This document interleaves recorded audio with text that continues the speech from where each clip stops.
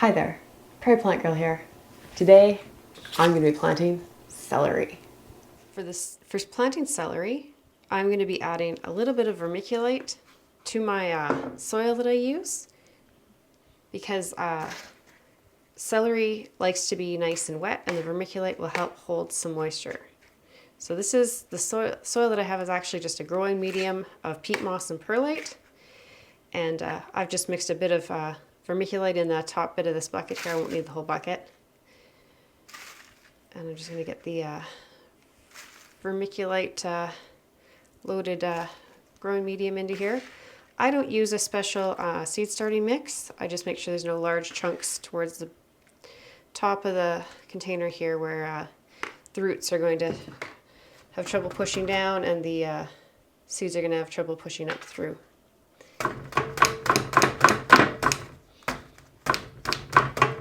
So I've just patted that down a little bit just to get the air pockets out of the soil.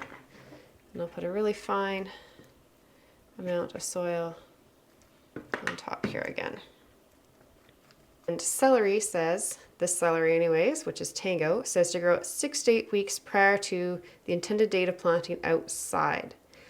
Now, celery can be a little bit tricky to get going, and the seeds are very small. So it's one of those seeds that doesn't need to be planted deep. I'm just going to sprinkle just a few on the top surface of each of these cells. With seed this small, I find it a little bit easier just to plant it heavy. You could use a skewer or toothpick or something, moisten it, and then the end of it, and then it will just pick up one seed at a time, but that's just too fussy for me sometimes. So now that I have those there, you could put a light covering of soil on top, or I'm just going to put vermiculite. Again, celery likes to be kept moist through its entire growing season. Water, water, water with celery. So I'm giving a little bit of pressure here on the vermiculite just because I want to make sure that the seeds have good contact with the growing medium below. And I'm just going to give them a really good spray. My sprayer doesn't want to cooperate with me. So make sure there's lots of moisture on top, that soil there. I'm going to just set them in this dish for a little while with some water and just let them make sure they're soaked up as much water as they want. And after a couple of hours, I'm going to put this under some grow lights with a humidity dome on top. So here are the seedlings 2 weeks later. I planted them March 1st and it's March 15th today. And you can see there's lots that have come up. So now you could if you wanted this many, you could come in and very carefully, holding them by the leaf there, just use something small, and dig them out. And then you have the root intact still, and you could just dig a little hole in another pot and stick it in and plant it. Or you could do what I'm going to do and thin these back, because I don't need 30 celery seedlings. So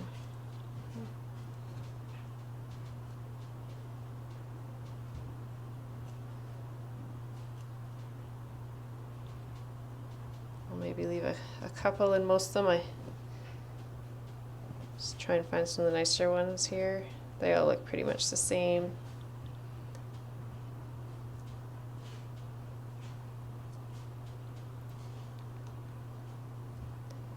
And then from the ones that I left, once they get a little bit stronger, I can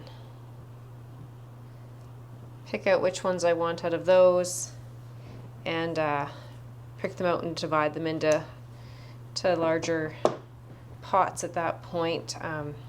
So these will just stay under my grow lights, getting a lot of water still. Like you can see the soil is damp here, but I'm actually going to put some water in the tray they're sitting in so they get a little bit more moisture.